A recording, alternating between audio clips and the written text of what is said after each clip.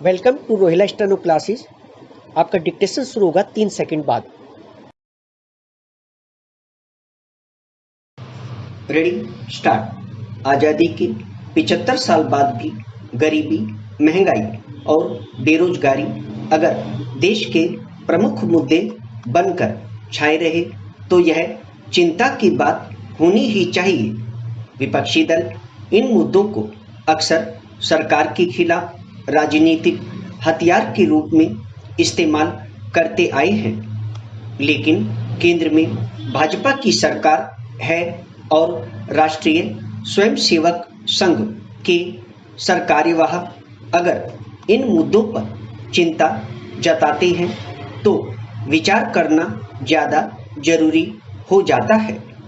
स्वदेशी जागरण मंच के एक कार्यक्रम में संघ के सरकार्यवाह दत्तात्रेय होसबाले ने कहा कि 23 करोड़ लोग आज भी गरीबी रेखा से नीचे हैं।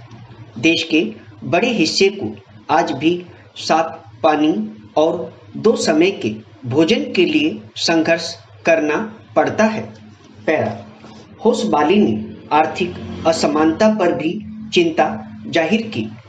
उनका कहना था कि 1% लोगों के पास देश की 20% आय का हिस्सा है, जबकि 50% आबादी के पास आय का 13% हिस्सा ही आता है। सवाल यह महत्वपूर्ण नहीं है कि यह बात होसबाले ने कही, अहम यह है कि तमाम दावों के बावजूद देश में ऐसे हालात हैं।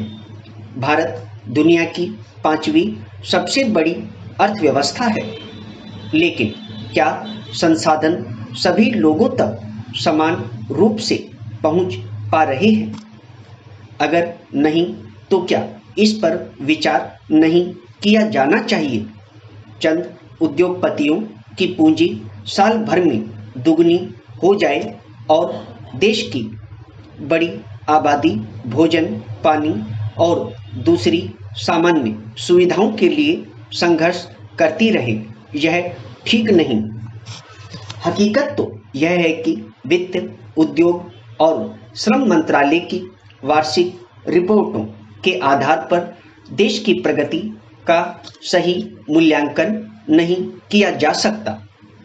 मेक इन इंडिया जैसे अभियान इसीलिए शुरू किए गए थे ताकि भारतीय उद्योगों को प्रोत्साहन मिल सके, किसानों को उपज के उचित दाम मिलने का मुद्दा हो या उनकी उपज के लिए प्रसंस्करण इकाइयां लगाने की बात हो।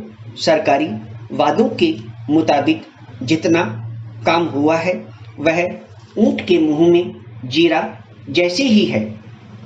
किसानों को अपनी उपज मंडी तक पहुंचाने और उचित दाम पाने के लिए आज भी पहले जैसी ही जद्दोजहद करनी पड़ रही है, कहीं ज़्यादा तो कहीं कम। पैरा संघ और होसबाले देश के आर्थिक हालात और यहाँ के आम आदमी की परेशानी समझ रहे हैं। शायद इसीलिए उन्होंने गरीबी और बेरोजगारी की तुलना राक्षस से करते हुए इनका वध करने की अपील की। दशहरा पर्व पर बुराइयों का वध करने की परंपरा है।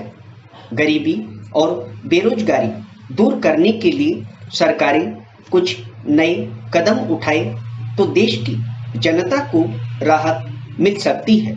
विराम। दोस्तों, यदि डिक्टेशन अच्छा लगा हो तो वीडियो को लाइक करें, शेयर करें और चैनल को सब्सक्राइब करके बेल आइकन अवश्य दबा दें ताकि लेटेस्ट वीडियो का नोटिफिकेशन आप तक तुरंत पहुंच सके।